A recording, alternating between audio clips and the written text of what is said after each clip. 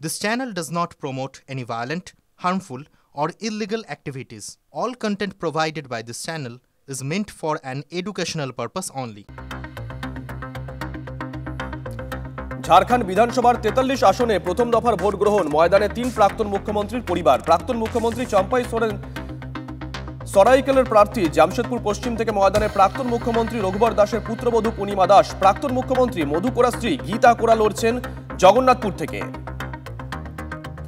উপনির্বাচনে ত্রিমুখী লড়াই কেরলের ওয়েনাড লোকসভায় প্রার্থী হিসেবে প্রথমবার ভোটের ময়দানে প্রিয়াঙ্কা গান্ধী, প্রতিপক্ষ কোঝিকোড়ের কাউন্সিলর নাব্বা হরিদাস। ময়দানে ইন্ডিয়া জোটের শরিক সিপিআই এর সত্যেন মোকেরি। রায়বেরেলি রেখে রাহুল গান্ধীর ইস্তফায় উপনির্বাচন ওয়েনাডে। ভোটের দিন সকালেই বার্তা প্রধানমন্ত্রীর, নতুন ভোটারদের শুভেচ্ছা প্রধানমন্ত্রীর, উৎসাহের সঙ্গে ভোট দেওয়ার আর্জি নরেন্দ্র মোদীর। বিনীত গোয়েলের বিরুদ্ধে ফাঁসানোর অভিযোগ তিলোত্তমা কাণ্ডের ধৃত মূল অভিযুক্তের মুখ্যমন্ত্রীর কাছে রিপোর্ট তলব রাজ্যপালের। ঘটনার যথাযথ তদন্ত করে দ্রুত তথ্য প্রমাণ সহ রাজ্যের অবস্থান জানানোর নির্দেশ বোসের। অবশেষে ঠান্ডা আমেজের আশা বাংলা জুড়ে, সপ্তাহের শেষেই তাপমাত্রা নামবে স্বাভাবিকের নিচে। জলীয় বাষ্পের বাধা কাটিয়ে গতি বাড়ছে উত্তরে হাওয়ার, ধীরে ধীরে 3 থেকে 4 ডিগ্রি তাপমাত্রা কমার সম্ভাবনা।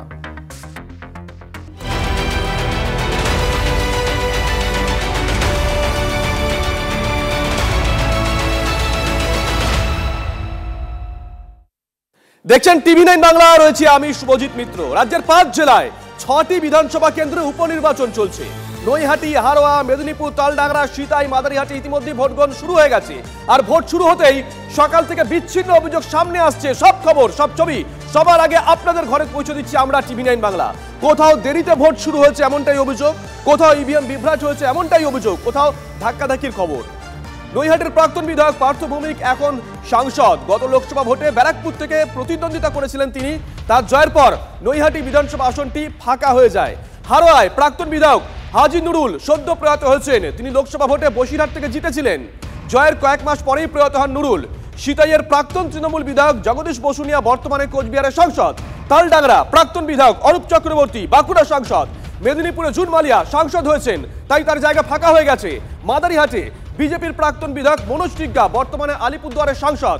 2021-এর বিধানসভা নির্বাচনে এই 6টি বিধানসভা আসনের মধ্যে 5টাই ছিল তৃণমূলের দখলে, একমাত্র মাদারিহাট ছিল বিজেপির দখলে। এখন প্রশ্ন হচ্ছে, আরজিকর কাণ্ডের প্রভাব কি গ্রাম বাংলায় পৌঁছেছে? এই উপনির্বাচন বোধহয় তারই একটা লিটমাস টেস্ট। এই নির্বাচনে বাম কংগ্রেস জোট হয়নি, কিন্তু বামেদের সঙ্গে আবারও হাত ধরেছে আইএসএফ। অন্যদিকে বামেরা সমর্থন করেছে সিপিআইএম এর লিবারেশনকে। অনেকগুলো বিষয় লক্ষ্য করার এই উপনির্বাচনকে কেন্দ্র করে। তবে অপেক্ষা করতে হবে 23শে নভেম্বর পর্যন্ত।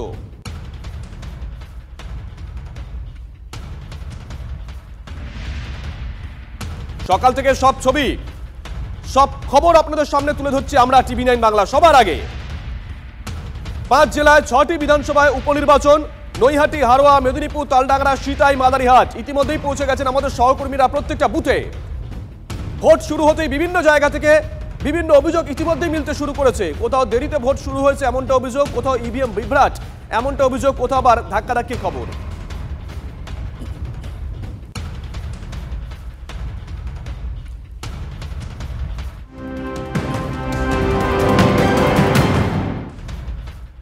হাওড়ার দিকে নজর রাখতে হচ্ছে। ভোট গ্রহণের শুরুতেই খারাপ হয়ে গেল ইভিএম।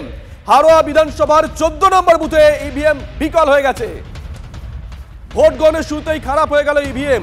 হাওড়া বিধানসভার 14 নম্বর বুথে ইভিএম বিকল। শফিক আহমেদ গার্লস হাই স্কুলে ভোট দিতে এসে ফিরে যাচ্ছেন সাধারণ মানুষ। এই ছবিও দেখতে হচ্ছে উপনির্বাচনে। ভোট গ্রহণের শুরুতেই ইভিএম খারাপ হয়ে গেল হাওড়ায়। হাওড়া বিধানসভা 14 নম্বর বুথে ইভিএম বিকল হয়ে গেছে।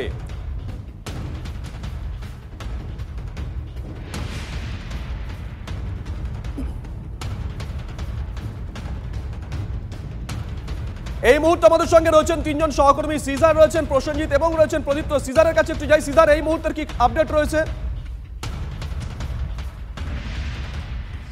দেখো, হাড়োয়ার সার্বিক এখন পর্যন্ত যে নির্বাচন পর্ব, উপনির্বাচন পর্ব, সেটা কিন্তু শান্তিপূর্ণভাবেই চলছে। এখন পর্যন্ত কোনো জায়গায় কোনো গোলযোগের ঘটনা ঘটেনি, কিন্তু একটি জায়গায় ভোট শুরুর সময়তেই দেখা গেল যে ইভিএম খারাপ এবং সেখানে ভোট গ্রহণ শুরু এখনও হয়নি এবং সেখানে খানিকক্ষণের মধ্যেই ভোট গ্রহণ শুরু হবে এমনটাই নির্বাচন কমিশনের যারা আধিকারিকরা তারা বলছেন। কারণ সেক্টর অফিসার থেকে শুরু করে অন্য আধিকারিকরা তারা এসছেন, তারা বলছেন ইভিএম খুব দ্রুত সেটাকে পরিবর্তন করা হবে। এবং যেটা আরেকটি ছোট ঘটনা পাওয়া যাচ্ছে যে শাসন থানা এলাকার একটি বুথে, সেখানে 200 মিটারের মধ্যে তৃণমূলের একটি দেওয়াল লিখন ছিল। বিরোধী যারা পোলিং এজেন্ট তারা সেটা নিয়ে বিরোধিতা করেন এবং তারা সেটা নিয়ে প্রতিবাদ করলে নির্বাচন কমিশনের পক্ষ থেকে সেই যে দেয়াল লিখন মুছে দেওয়া হয়েছে। অর্থাৎ এখন পর্যন্ত খুবই শান্তিপূর্ণ ভোটের আবহাওয়া দেখা যাচ্ছে। কিন্তু যদিও আইএসএফের যিনি প্রার্থী রয়েছেন তার অভিযোগ, রাতে বিভিন্ন জায়গায় হাড়োয়ার প্রপার যে এলাকা সেই সমস্ত জায়গায় বেশ কিছু জায়গায় তাদের ভোটারদের নাকি হুমকি দেওয়া হয়েছে তৃণমূলের পক্ষ থেকে। কিন্তু তোমাকে একটু থামাবো, হাড়োয়ার আরো একটা খবর, হাড়োয়ার সদরপুরে প্রাইমারি স্কুলে বুথে উত্তেজনা। এই মুহূর্তে যে খবর আমাদের কাছে এসে পৌঁছেছে, হাড়োয়ার সদরপুর প্রাইমারি স্কুলের বুথে উত্তেজনা। বিজেপি প্রার্থী বিমল দাসের সঙ্গে তর্কাতর্কি তৃণমূল এজেন্টের। দরজার সামনে ইভিএম রাখায় তা অন্যদিকে ঘুরিয়ে দেওয়ার আবেদন করতে গিয়ে রীতিমতন উত্তেজনা তৈরি হয়েছে। হাড়োয়ার সদরপুর প্রাইমারি স্কুলের বুথে উত্তেজনা।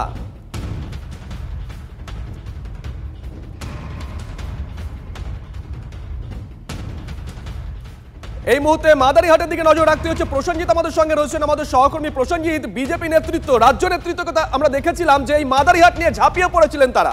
এই মুহূর্তে ছবিটা দেখো, মাদারিহাট নিয়ে বিজেপি ঝাঁপিয়ে পড়েছিল, তার কারণ যে উপনির্বাচনগুলো হচ্ছে তার মধ্যে কিন্তু একমাত্র মাদারিহাট বিজেপির দখলে। আমি একবার দেখাবো, সকাল সকাল কিন্তু মাদারিহাটে তৃণমূল বনাম বিজেপি দুই প্রার্থী কিন্তু কার্যত এলাকা চষে ফেলার প্রস্তুতি নিচ্ছেন। তারা বিভিন্ন বুথে যাবেন। রাহুল লোহার আপাতত কিছুটা চায় পে চর্চার মতো যাওয়ার পথে দাঁড়িয়ে পড়েছেন এখানে। আমি একবার কথা বলি ওর সঙ্গে। বিজেপির তরফে কঠিন চ্যালেঞ্জ এবং প্রেস্টিজ ফাইট কার্যত এই আসনটা, কি মনে হচ্ছে? দেখুন, কঠিন চ্যালেঞ্জ বলবো না, কারণ মানুষ জানে যে মানুষ কাকে ভোট দেবে। কারণ পশ্চিমবঙ্গের মধ্যে যেভাবে চলছে, আর এমনকি মাদারিহাটেও ছাড়ে নেই এরা, দুর্নীতি, ধর্ষণ, এইসব জিনিস কন্টিনিউ হয়েছে। একদম 100% আমরা এটা ধরে রাখবো। বিজেপি ঝাঁপিয়ে পড়েছিল এই আসনটার জন্য, কারণ এই আসনটা কার্যত প্রেস্টিজ ফাইট না। আমাদের আমরা শুধু এই সিটটা না, আমরা বাকি 5টা মানে 6টা সিটেও আমরা কিন্তু পুরোপুরি দমখম দেখিয়েছি আমরা। আর আমাদের পূর্ণ বিশ্বাস আছে পশ্চিমবঙ্গের মানুষ এবং মাদারিহাটের মানুষ ভারতীয় জনতা পার্টির সঙ্গে থাকবে। তৃণমূল বলছে ভোটের কার্নিভাল, উৎসবের মেজাজে ভোট হবে, তৃণমূল 6-0 করবে। দেখুন, 6-0 হবে না কি 0 হবে জানি না। এর আগেও 2014-16তেও কিন্তু তারা বিজেপির কাছে হেরেছে, 19এও হেরেছে, 21এও হেরেছে, 24এও হেরেছে। ওনারা যদি বলতে থাকে বলতে পারে, কিন্তু মাদারিহাটের মানুষ এই দুর্নীতি আর এই ধর্ষণকারী সরকারের বিরুদ্ধে আছে। কোনো বুথ থেকে কোনো অভিযোগ এখনো আছে।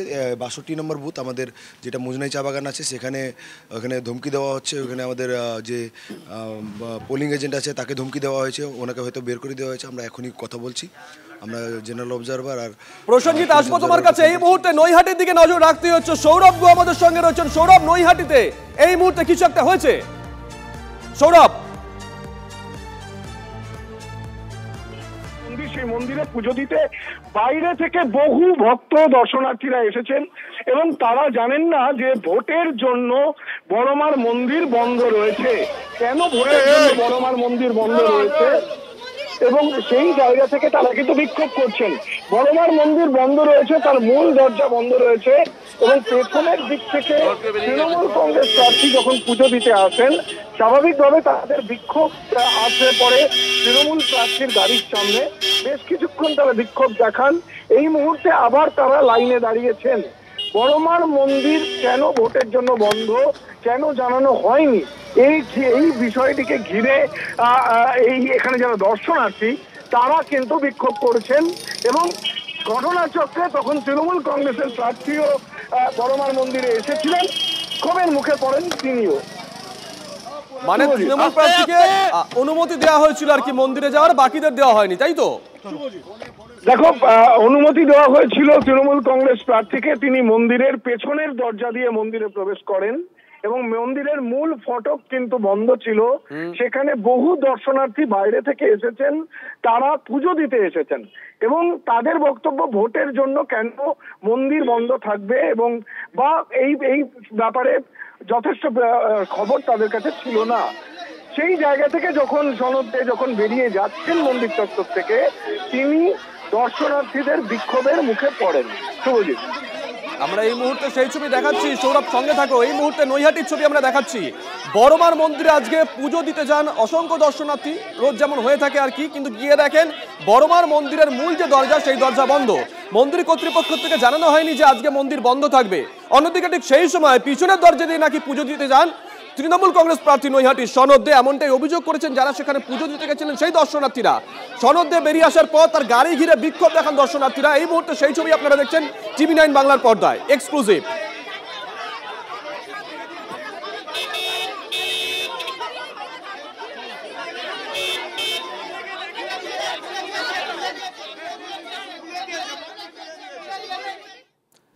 এদিকে বিভিন্ন বুথে এজেন্টদের আটকে দেওয়ার অভিযোগ নৈহাটির বিজেপি প্রার্থীর। মানুষ ভোট দিতে পারলে বিজেপি জয় নিশ্চিত, দাবি বিজেপি প্রার্থী রূপক মিত্রের। যদিও বিজেপি প্রার্থী তোলা অভিযোগ অস্বীকার তৃণমূলের। মিথ্যা বদনাম করছে বিজেপি, তোপ তৃণমূলের। তখন আমার এজেন্টকে এখান থেকে ভাগিয়ে দেওয়া হয়। তারপর আমার কাছে খবর আছে, আমি তুরন্ত এখানে আসি। আমি বুথে বুথে ঘুরছিলাম, কিন্তু এখানেই তো সেন্ট্রাল ফোর্সকে আমরা দেখতে পাচ্ছি। সেন্ট্রাল ফোর্স তো বুথের ভেতরে রয়েছে না, মোড় থেকে ভাগিয়ে দিলে সেন্ট্রাল ফোর্স কী করবে? বেকার অভিযোগ, কারণ এজেন্টরা নিজেরাই এখান থেকে যাচ্ছে। আপনারা নিজেরা জিজ্ঞাসা করতে পারেন, যদি সত্যি প্রমাণিত হয় ভয় পেয়ে এইসব বলছে।